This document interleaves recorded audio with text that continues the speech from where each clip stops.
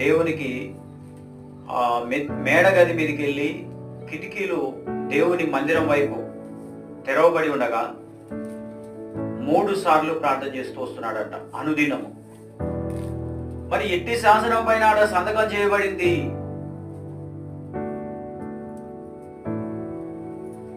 రాజు చెప్పిన స్థలములో తప్ప, రాజు సూచించిన సూచనల ప్రకారంగానే తప్ప ఇంకా ఎవరిని కూడా ఆరాధించకూడదు. ఈ శాసనం ఎలా చేయబడిందో తెలుసా? దానియేలు పైన